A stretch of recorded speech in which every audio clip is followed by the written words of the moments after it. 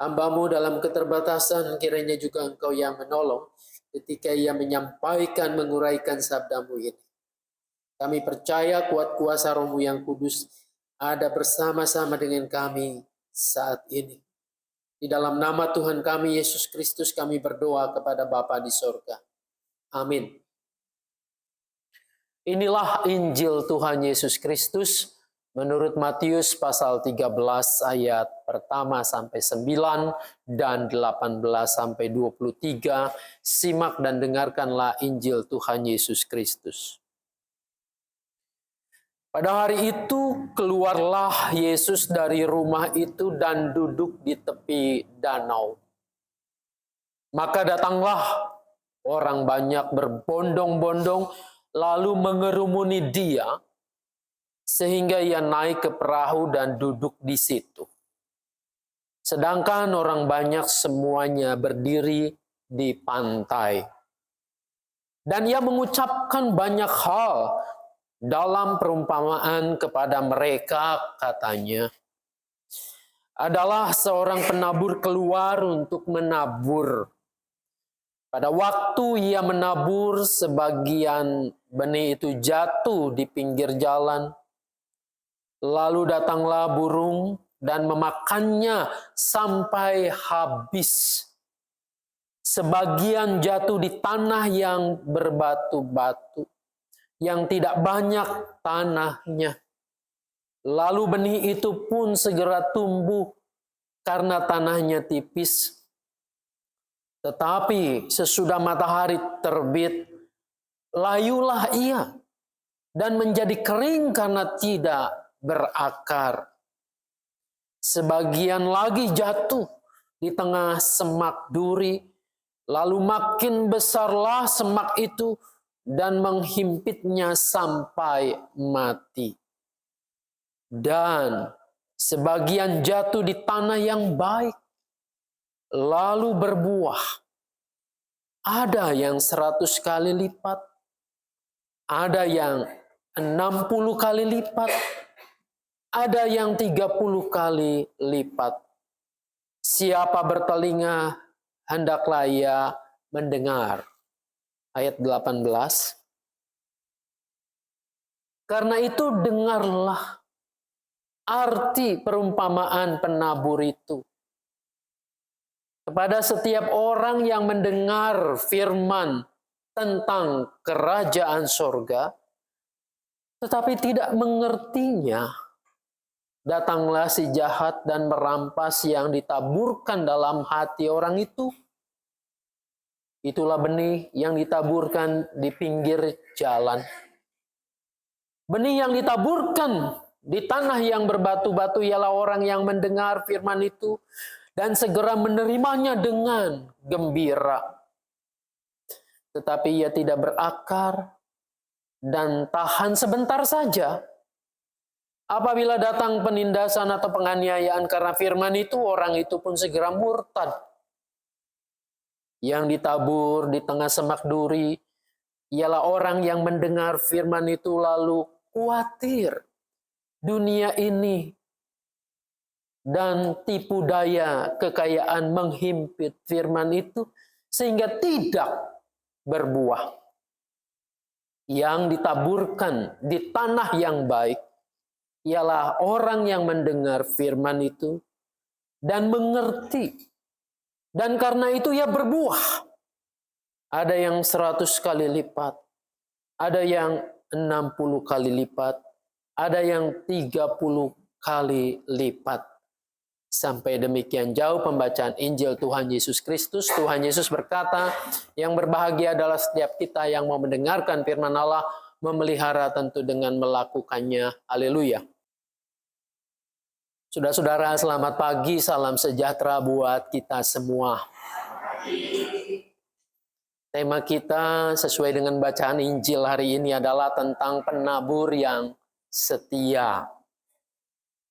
Diberi judul oleh Lembaga Alkitab Indonesia, perikop kita itu adalah juga tentang penabur. Perumpamaan tentang seorang penabur. Rasanya Cerita kisah perumpamaan penabur ini bukanlah hal yang asing buat kita. Warga GKI tentu sangat kental sekali dengan mendengar kata penabur. Sekolah kita adalah juga sekolah penabur, begitu ya. Saudara-saudara, tetapi memang tidak mudah untuk mencerna begitu saja. Sebab pada zaman Tuhan Yesus pun para murid-murid bertanya lagi tentang apa maksud yang diceritakan Yesus melalui perumpamaan ini. Meskipun itu menyangkut dunia mereka, dunia agraria, pertanian, dunia nelayan, begitu. Namun tidak serta-merta firman itu lalu dicerna dengan baik, dengan pemahaman yang baik juga. Saudara yang dikasihi dan mengasihi Tuhan Yesus, walau bertaburan kata-kata bijak tentang hal-hal positif, di balik kegagalan, tetap saja yang namanya gagal menimbulkan kepedihan atau malah traumatis. Siapa di antara kita yang hidup sampai hari ini tidak pernah merasakan gagal? Ujian, ulangan di sekolah selalu berhasil. Membuka usaha juga berhasil. Pas mau pacaran, nembak sekali langsung diterima. Nggak pernah ditolak, nggak pernah gagal.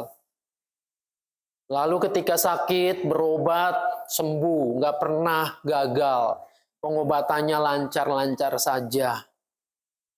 Melakukan segala sesuatu pokoknya lancar. Nggak pernah gagal. Ada nggak yang kayak gitu?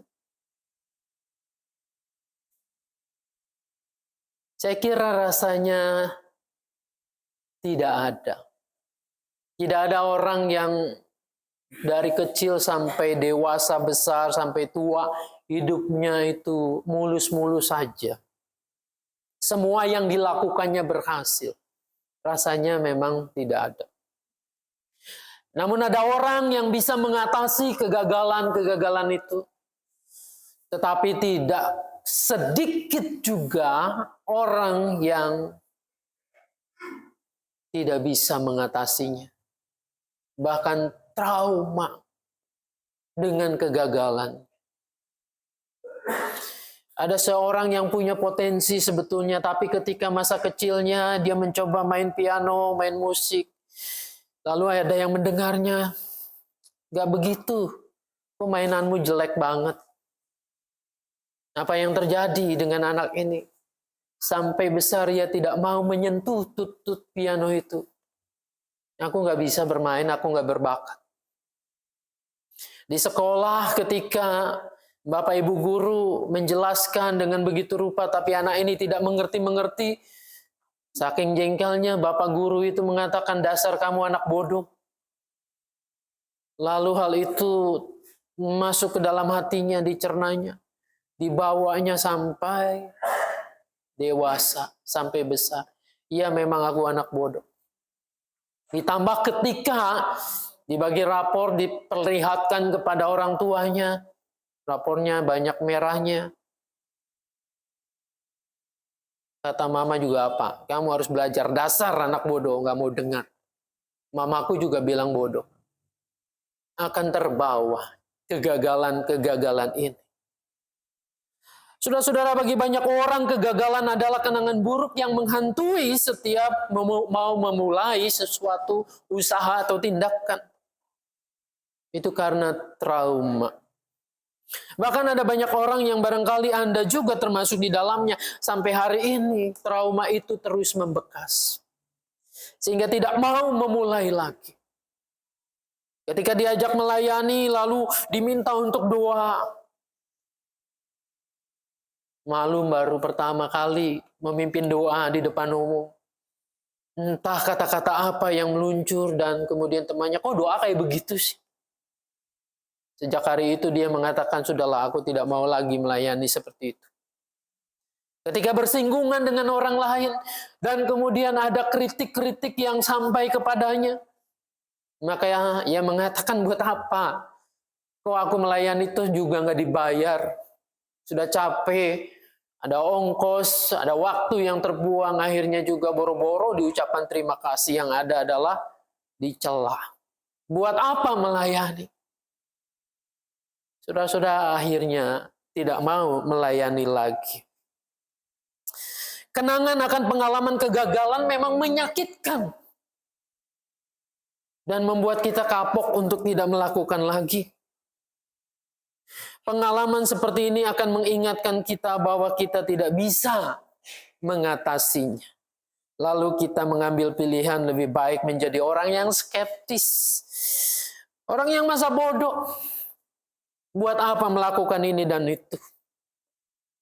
Padahal sejatinya rasa sakit itu hanya ada ketika kita berada pada masa yang lalu.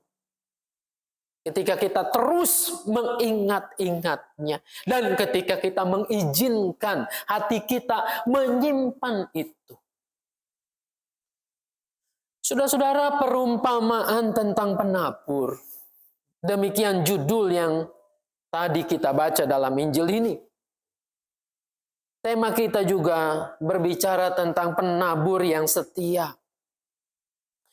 Bila kita cermati bacaan Injil ini, menurut saya menarik.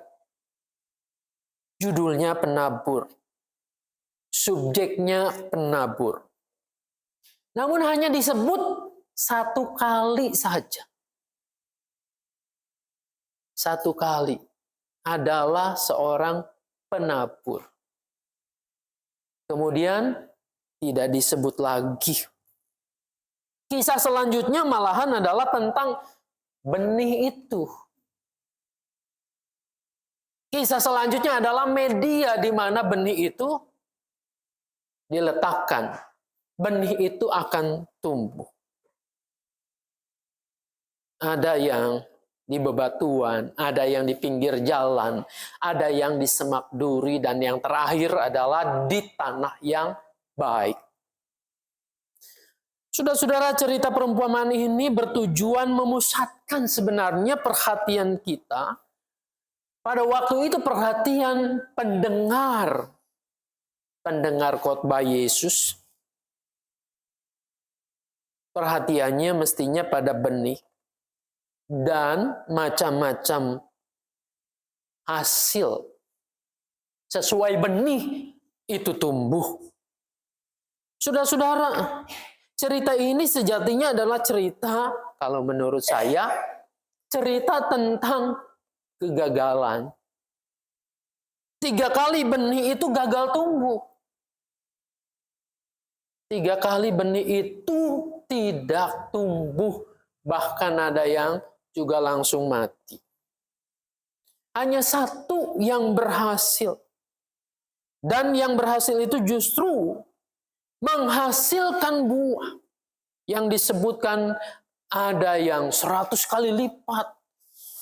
Ada yang 60 kali lipat. Ada yang 30 kali lipat. 3 kali kegagalan lantaran benih itu salah mendapatkan media yang tepat, tetapi 1 kalinya berhasil, maka hasil yang berlipat-lipat itu bisa mengkompensasi kegagalan itu. Jadi bolehlah 3 kali gagal karena benih itu tidak tumbuh di tempat yang semestinya. Tetapi hasil panen dari tanah yang baik ini justru menutupi kerugian yang di tempat yang tidak semestinya itu. Saudara-saudara, mendengar cerita tentang kegagalan itu, orang-orang yang mendengar khotbah Yesus, ini bukan khotbah di bukit tetapi khotbah di perahu, ini mungkin saja terkesan bahwa sia-sialah pekerjaan si penabur itu.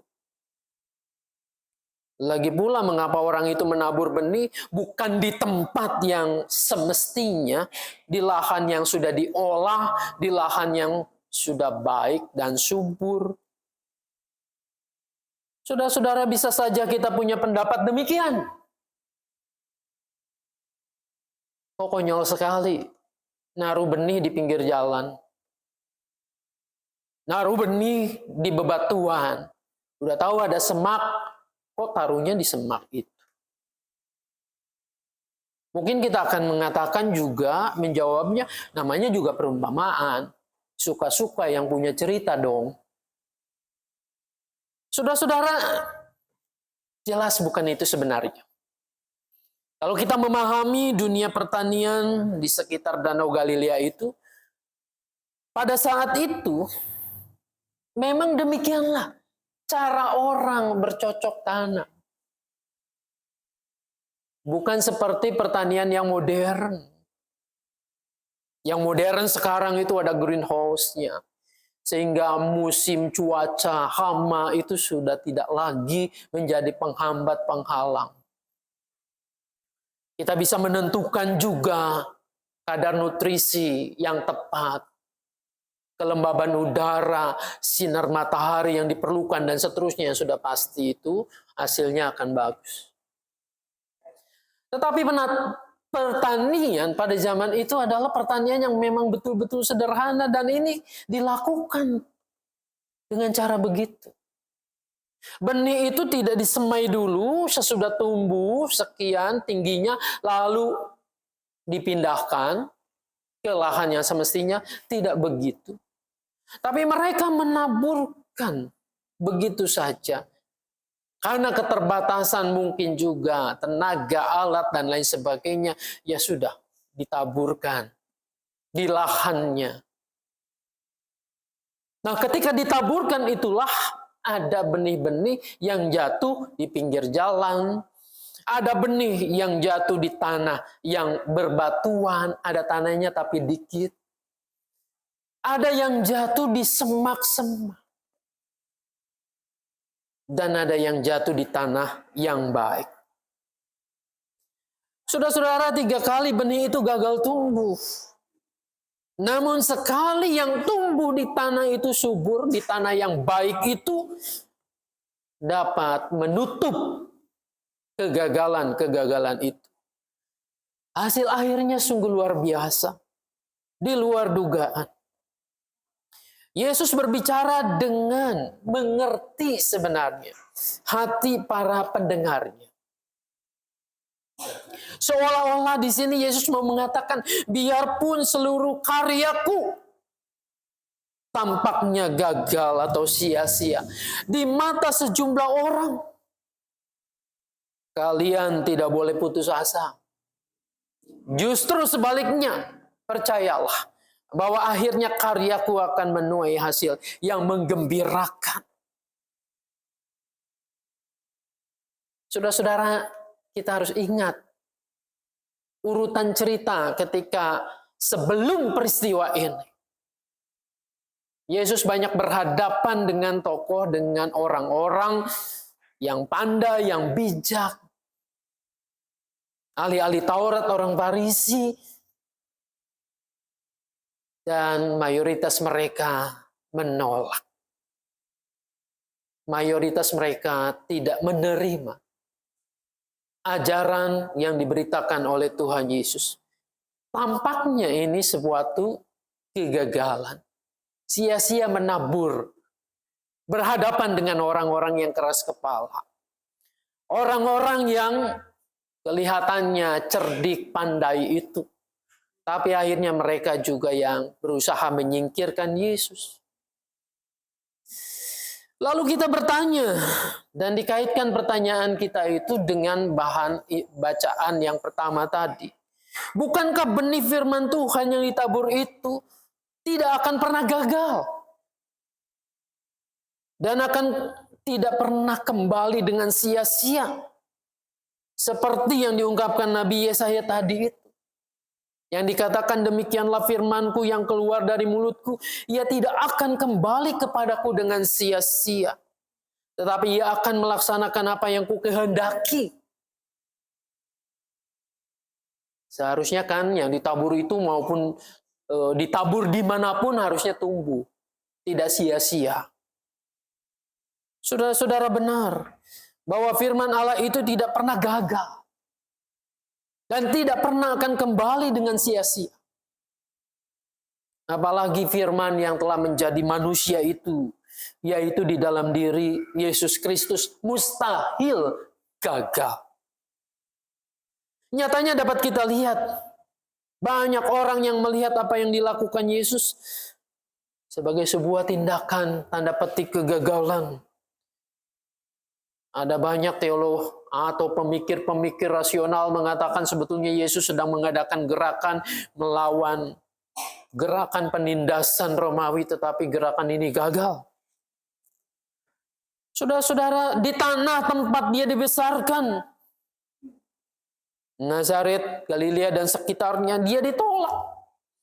Meski semua orang berbondong-bondong pada mulanya mengikutinya, toh akhirnya Yesus diserahkan untuk dihakimi dan dibunuh.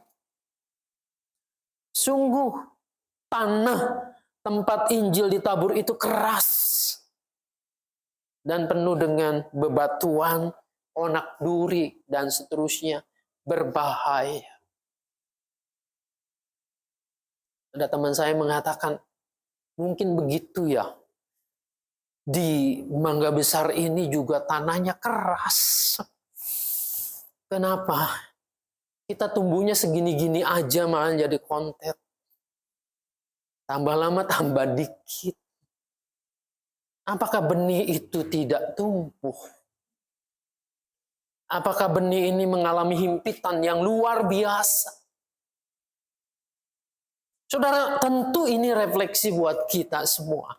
Yang akan segera nanti kita merayakan ulang tahun kita yang ke-40. Lazimnya dikaitkan dengan buah yang melimpah itu. Orang mengatakan gereja yang berbuah melimpah itu 40 tahunnya sudah punya anak,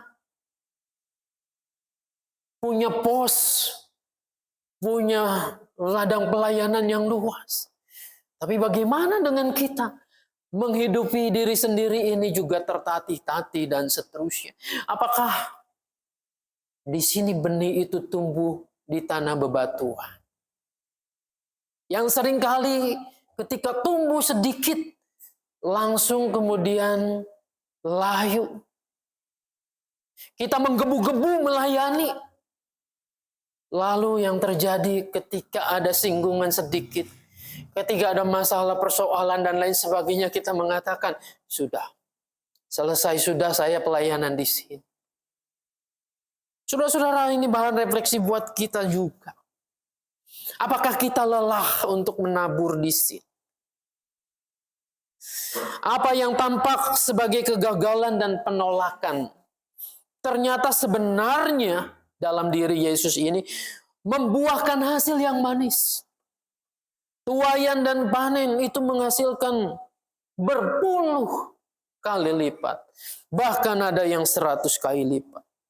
Hasil akhir justru dapat mengcover, mengkompensasi, bahkan dapat lebih menutup segala kerugian dan kegagalan itu.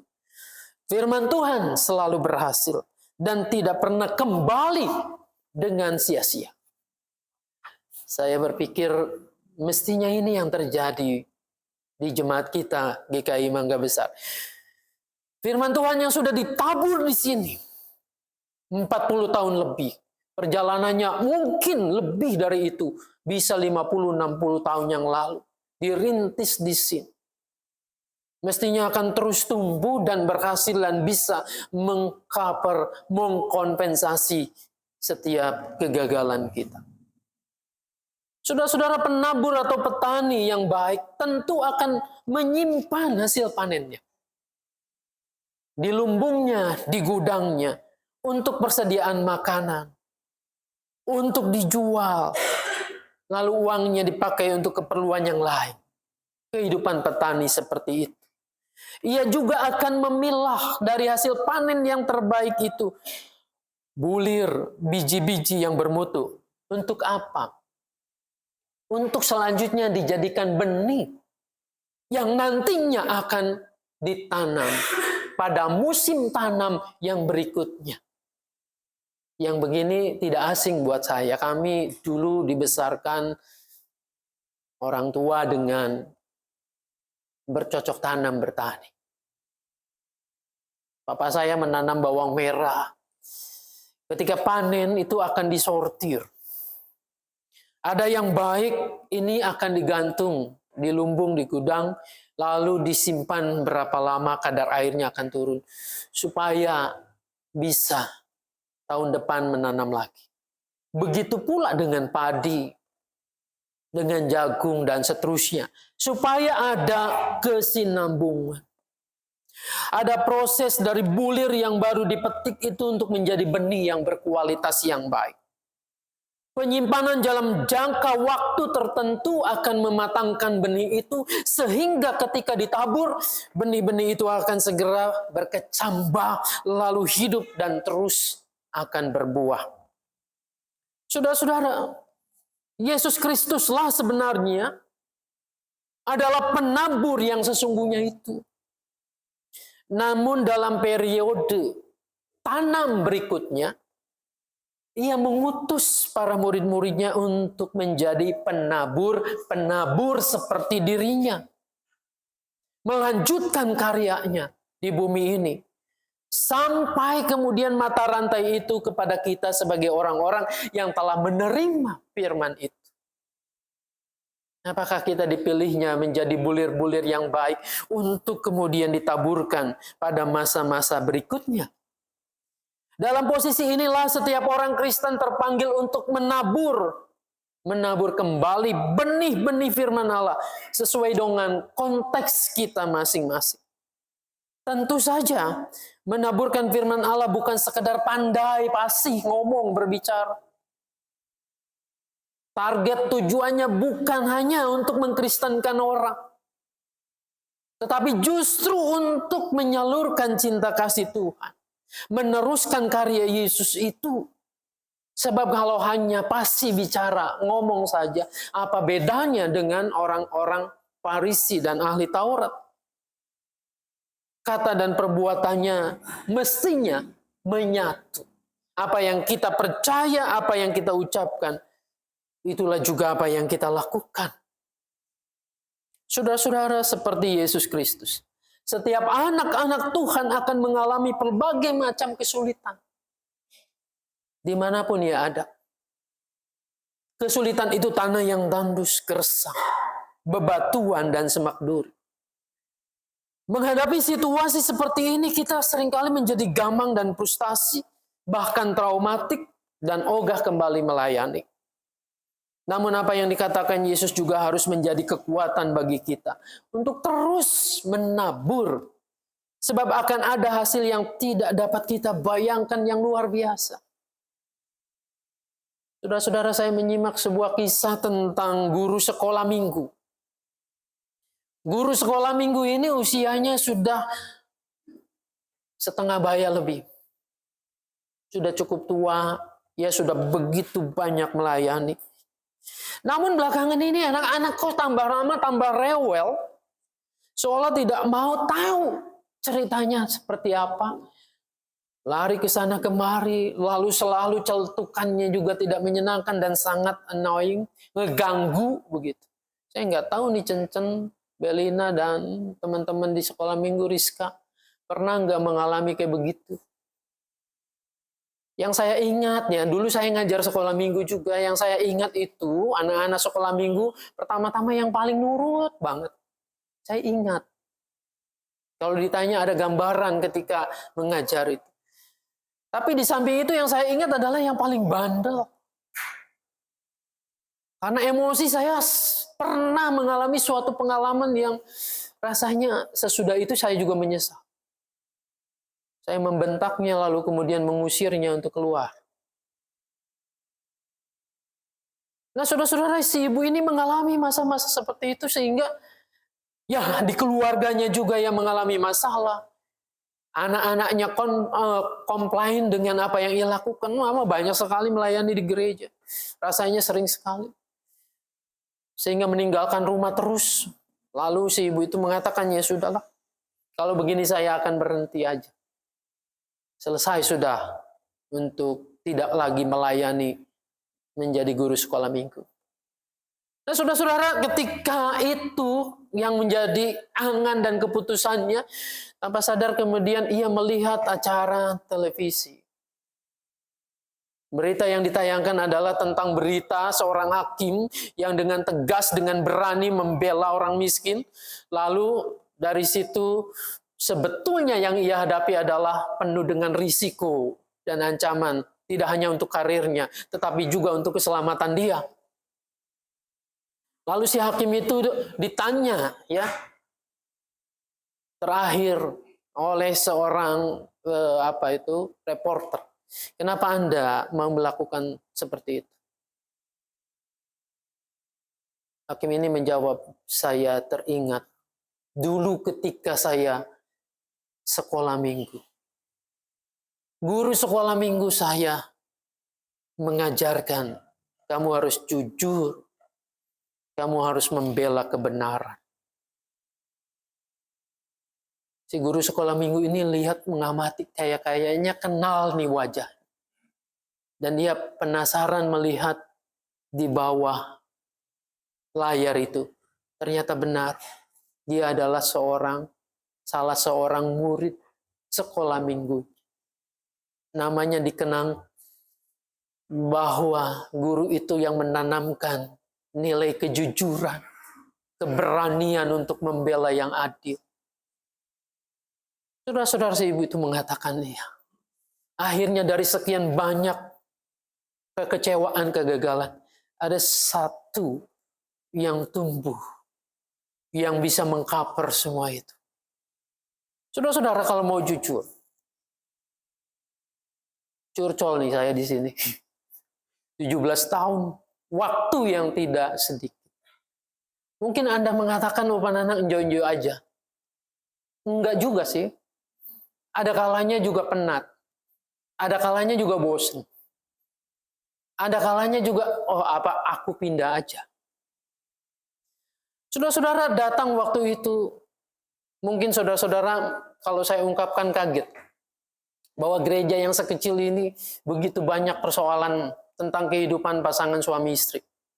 Pada puncaknya saya hitung-hitung, yang sedang bermasalah itu ada 6 atau 7 pasang. Salah satunya sudah mau mengatakan 98%, pokoknya saya cerai.